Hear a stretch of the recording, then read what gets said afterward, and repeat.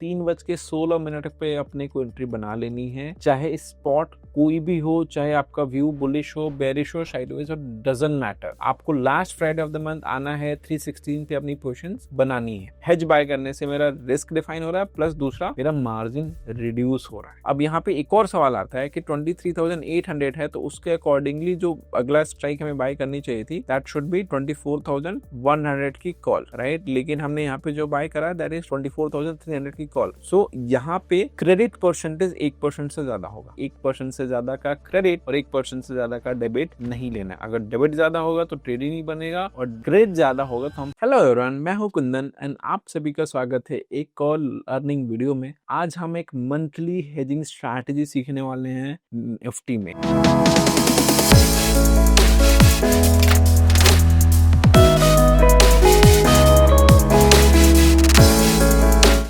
इस स्ट्रैटेजी में ना कोई आपको एडजस्टमेंट्स करने होंगे, ना ही आपको कोई चार्ट एनालिसिस करनी है, ना ही कोई इंडिकेटर्स देखने हैं, ना ही कोई डेटा आपको रीड करना है। It is going to be completely rule based strategy. And strategy के एंड में मैं आपको 2 साल का बैक टेस्ट रिपोर्ट भी दिखाऊंगा कि इस स्ट्रैटेजी ने पिछले 2 सालों में क्या रिजल्ट्स दिए हैं। ठीक है, चलिए सीधे स्क्रीन पे चलते हैं, समझते हैं। सो इस स्ट्रैटेजी का नाम है no brainer Nifty ratio. No brainer as in कोई दिमाग नहीं लगाना है आपको। जो मैं रूल्स बताऊंगा आपको सिंपली वो रूल्स फॉलो करने हैं, आपको अच्छे रिजल्ट्स मिलेंगे। ठीक है, सो स्क्रिप्ट होगा हमारा निफ्टी में। Duration is 19th of next month. तो मैक्सिमम इस ट्रेड को जो होल्ड करेंगे वो अराउंड 18 to 19 डेज होल्ड करेंगे, उससे ज्यादा हमें इस पोजीशन को होल्ड नहीं करना है। ठीक है, एक्सपायरी हम मंथली सेलेक्ट करेंगे। Entry date last Friday of the month, मतलब अगर ये महीने का लास्ट फ्राइडे है तो हम अगले महीने की एक्सपायरी में ट्रेड करेंगे। ठीक है,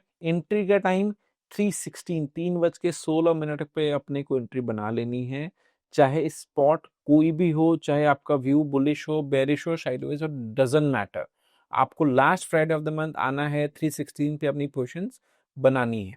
ठीक है, टारगेट क्या होगा? 2.5% on deployed capital, stop loss is 3% on deployed capital, and यहाँ पे एक टर्म आ रहा है debit on down side and maximum credit. It should not be less than और इक्वल टू 1%, या अगर क्रेडिट ज्यादा है 1% से ज्यादा है तो वो भी नहीं होना चाहिए। अब आप लोगों के मन में ये सवाल आ रहा होगा कि क्रेडिट क्या है, डेबिट क्या है, तो डोंट वरी, वीडियो का एंड तक देखो। मैं एक एक पॉइंट आपको एक्सप्लेन करने वाला हूँ। यहाँ पे सिंपल रूल्स हो गए। निफ्टी 1819 दिन आपको होल्ड करने हैं, एक्सपायरी आपको मंथली सेलेक्ट करनी है, last Friday of the month को हमें पोजीशन बनानी है अगले महीने के लिए 3:16 पे। टारगेट स्टॉप लॉस हो गया, डेबिट क्रेडिट मैं अभी आगे समझा दूंगा। ठीक है, तो ये हो गया मेरे स्ट्रैटेजी के रूल्स। उसके बाद आ जाते हैं स्ट्राइक सिलेक्शन पे। स्ट्राइक सिलेक्शन में जो स्पॉट, लेट्स से अब अगर स्पॉट आपका 25,000 का है तो क्या करना है, उससे स्पॉट से 300 पॉइंट दूर, 300 points away, you have two by a call option 25,300 की सीई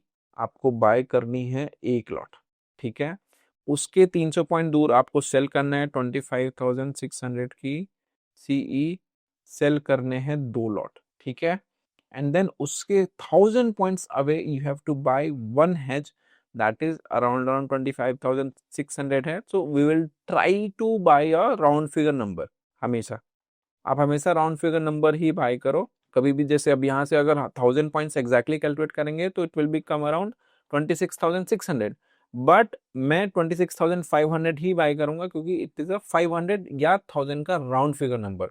तो इलिक्विडिटी इश्यूज नहीं रहते हैं अगर हम 500 या 1000 का स्ट्राइक्स चूज करते हैं बहुत फार ओटे में, राइट। सो ये सिंपल मेरा स्ट्राइक सिलेक्शन हो जाएगा। मैं यहाँ पे कर गया रहा हूँ बेसिकली 1:2 का एक कॉल रेशियो बना रहा हूँ। पे ऑफ ग्राफ कुछ ऐसा बनता है, एंड जैसे मैंने हेज बाय किया तो मेरा जो रिस्क है जो ऐसे जा सकता था वो ऐसे डिफाइंड रिस्क हो जाएगा। हेज बाय करने से मेरा रिस्क डिफाइन हो रहा है, प्लस दूसरा मेरा मार्जिन रिड्यूस हो रहा है। ठीक है, तो ये 3 आपके स्ट्राइक सिलेक्शन हो गए। मैं आपको पे ऑफ ग्राफ दिखा देता हूँ कि कैसा पे ऑफ ग्राफ दिखेगा। तो पे ऑफ ग्राफ कुछ ऐसा दिखेगा। यहाँ पे देखोगे तो 23,800 का स्पॉट है, राइट। उससे ऑलमोस्ट 400 पॉइंट दूर हमने हेज बाय करा हुआ है, उसके 300 पॉइंट दूर हमने कॉल सेल करी हुई है, एंड उसके अराउंड 1000 पॉइंट्स 1400 पॉइंट्स अवे यहाँ पे मैंने एक कॉल बाय किया। अब यहाँ पे बोलोगे सर 1400 पॉइंट्स दूर क्यों है? ज्यादातर देखो, अगर आपको 1200 1300 पॉइंट्स भी दूर मिलता है बट वो 500 या 1000 वाला स्ट्राइक है, सो आप हमेशा 500 और 1000 वाली स्ट्राइक्स को ही चूज करोगे जो मेरी फार ओटीएम है, हमेशा 500 या 1000 वाली स्ट्राइक, राइट। अब यहाँ पे एक और सवाल आता है कि 23,800 है, तो उसके अकॉर्डिंगली जो अगला स्ट्राइक हमें बाय करनी चाहिए थी, दैट शुड बी 24,100 की कॉल, राइट। लेकिन हमने यहाँ पे जो बाय करा दैट इज 24,300 की कॉल। सो यहाँ पे क्रेडिट परसेंटेज 1% से ज्यादा होगा। मैं आगे अभी वीडियो में समझाऊंगा कि मैंने बताया था कि 1% से ज्यादा का क्रेडिट और 1% से ज्यादा का डेबिट नहीं लेना है। अगर डेबिट ज्यादा होगा तो ट्रेड ही नहीं बनेगा, और क्रेडिट ज्यादा होगा तो हम शिफ्टिंग करते हैं। मैं आगे समझाऊंगा, वीडियो को एंड तक देखना, ठीक है। सो ये बेसिकली ऐसा पे ऑफ ग्राफ दिखता है जहां पे डाउन साइड में अगर आप देखोगे कोई रिस्क नहीं है, मार्केट कितना भी क्रैश कर जाए जीरो रिस्क ऑलमोस्ट, ठीक है। सो अभी इसमें क्या होता है, अगर गैप डाउन के चांसेस खत्म हो जाते हैं। अब आप बोलोगे सर रिसेंटली अभी 3rd फेब को गैप अप भी हुआ था, तो डोंट वरी, ये स्ट्रैटेजी 3rd फेब को कैसा परफॉर्म की है वो भी मैं आपको समझाने वाला हूँ।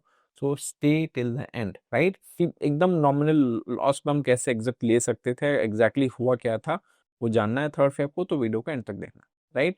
सो बट यहाँ पे देखो, जो जिसकी प्रोबेबिलिटी बहुत ज्यादा है गैप डाउन खुलने की, गैप डाउन में हमें कोई लॉसेस या बहुत मिनिमल लॉसेस होते हैं। गैप अप में लॉसेस होंगे, मैं नहीं कहता, लेकिन कितने होंगे मैं अभी आपको शो भी करूंगा, ठीक है। तो ऐसा कुछ पे ऑफ ग्राफ हमारे ओवरऑल ट्रेड का रहता है। अब उसके बाद आ जाते हैं कि अगर हम ये सेम रूल जो हमने यहाँ पे डिस्कस करा कि last Friday of the month 2.5% का टारगेट 316 पे अगर हम एंट्री बनाए, तो 2 सालों में इस ट्रेड ने कैसा परफॉर्म किया। सो ये जो बैकटेस्ट रिपोर्ट है वो जनवरी 2024 से नवंबर 2025 तक का है। अगर हम इसके बैकटेस्ट देखें, सो ऑलमोस्ट 32% का रिटर्न दिया है 22 मंथ्स में, ठीक है। जनवरी 2024 से नवंबर 2025। मैं लास्ट के 3 महीने का डेटा नहीं इंक्लूड कर रहा हूँ क्योंकि वो थोड़ा अभी सेबी के गाइडलाइंस के अकॉर्डिंग सही नहीं है, right. But you guys can backtest and check. अभी आप लोगों के मन में एक सवाल आ रहा होगा, सर क्रेडिट और डेबिट वाला, मैंने आपको बैक टेस्ट रिपोर्ट भी दिखा दिया पहले ही, एक बार क्रेडिट और डेबिट समझ लेते हैं। तो देखो होता क्या है, जैसे फॉर एग्जांपल अगर मैं जाऊं थोड़ा पीछे 2025 में, लेट्स से कोई भी मंथ में पकड़ता हूँ, लेट्स से जुलाई मंथ पकड़ते हैं, जुलाई मंथ के last Friday of the month जाते हैं, एक्सपायरी सेलेक्ट करते हैं 24,850। अगर 850 50 वाले स्ट्राइक आ रही है तो 50 वाले कंसिडर नहीं करना, हमें 100 वाले कंसिडर करना है। क्यों? क्योंकि 50 को अगर एकदम नहीं मानेंगे तो आगे की जितनी भी स्ट्राइक्स होंगी उनको 50 स्ट्राइक्स में बाय करना पड़ेगा, जो कि लिक्विडिटी इश्यूज हो सकते हैं। जैसे 850 पे देखिए, अगर हमें बाय करना हो 25,150, तो आप वाई देखोगे दैट इज 61,000 इस लेग पे, इस स्ट्राइक पे। वहीं पे अगर मैं 25,200 पे देखूंगा तो ओ आई इज 19.7 लाख।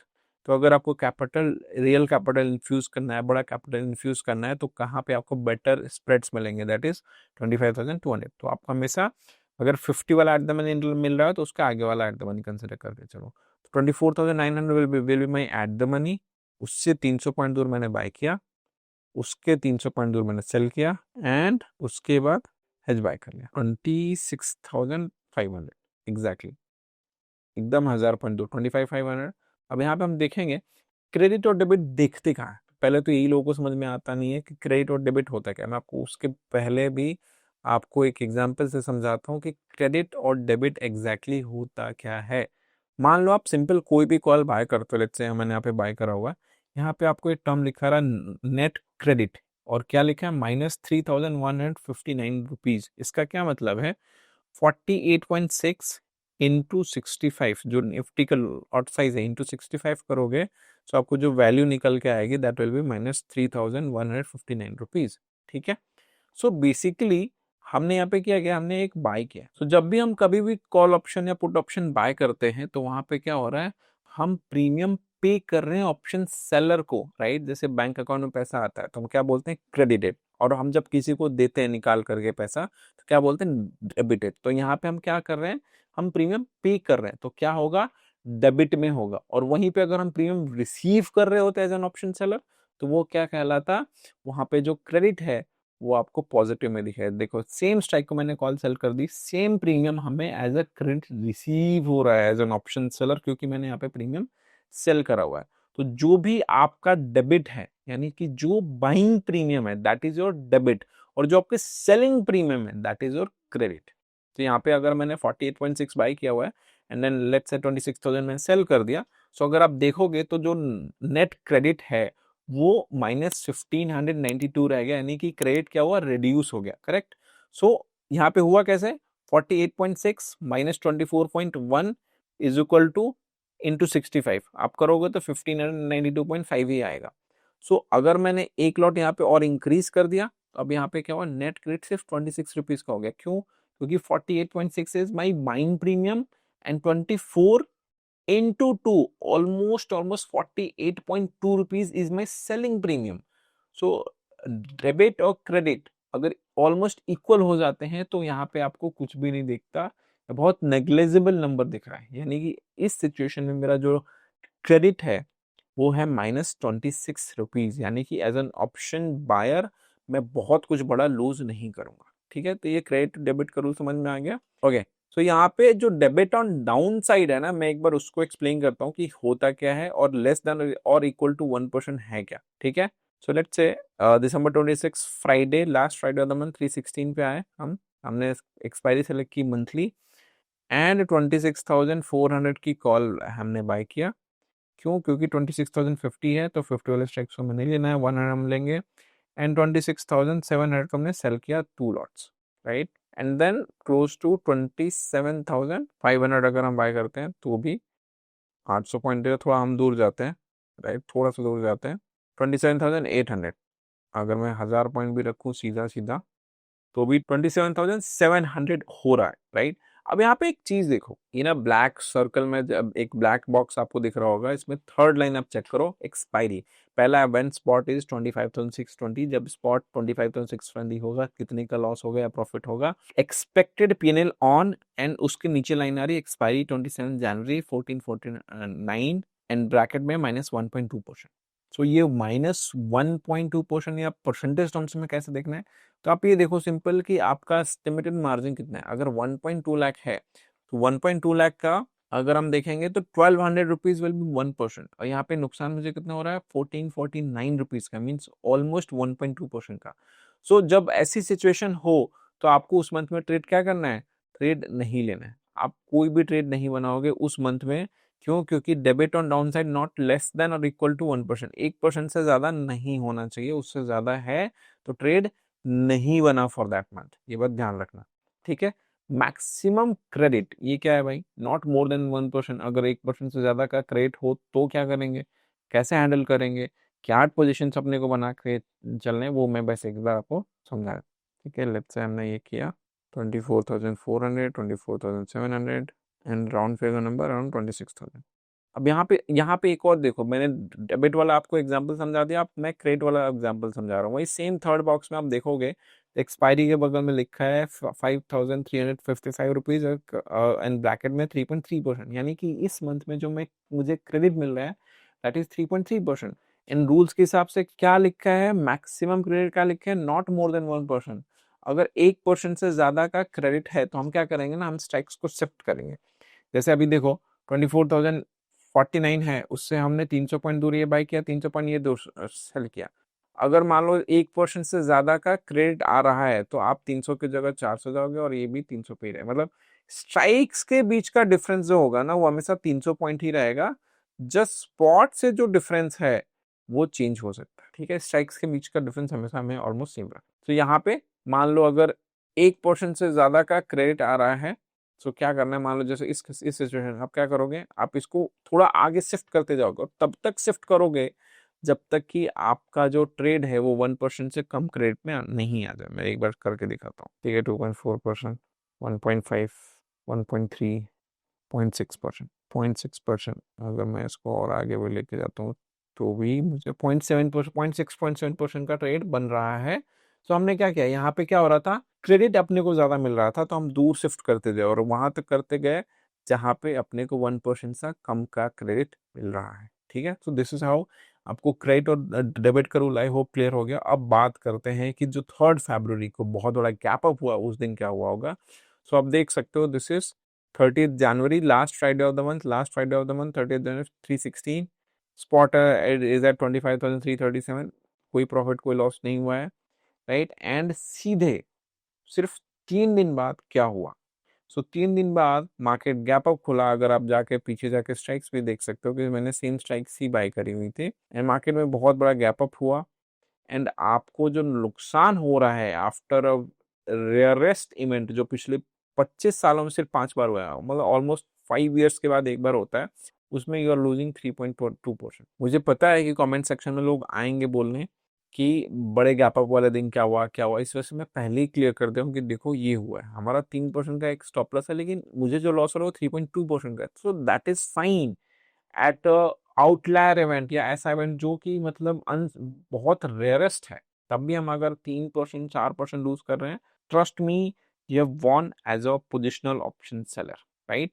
सो ये सिंपल आपकी स्ट्रैटेजी थी। हम एक कॉल रेशियो ट्रेड कर रहे हैं with a proper rule based system, उसकी बैक टेस्ट रिपोर्ट है। अब ये स्ट्रैटेजी देख लेना, तुरंत जंप मत करना ट्रेड करने के लिए, पहले जाओ खुद से बैक टेस्ट करो, बैक टेस्ट करने के बाद कम से कम 3 महीने की फॉरवर्ड टेस्टिंग करो, उसके बाद कम से कम 1 या 2 लॉट से आप ट्रेडिंग स्टार्ट करो एंड देन ग्रेजुअली ग्रेजुअली जैसे आपको कॉन्फिडेंस बढ़ते जाए, 1 2 3 से 5, 5 से 8, 8 से 10, 10 से 12, 12 से 15, this is the only process बड़ा ट्रेडर बनने का, एंड देन धीरे धीरे ग्रेजुअली आप इंक्रीज करो, राइट। आई होप आपको ये स्ट्रैटेजी अच्छी लगी होगी। अगर स्ट्रैटेजी अच्छी लगी है तो कमेंट सेक्शन में बताइए कि अगली कौन सी स्ट्रैटेजी आप मुझसे पढ़ना चाहते हैं, एंड स्टॉप लॉस लगाते रहिए, ट्रेड करते रहिए, happy trading. Investments in the securities market are subject to market risks. Read all the related documents carefully before investing.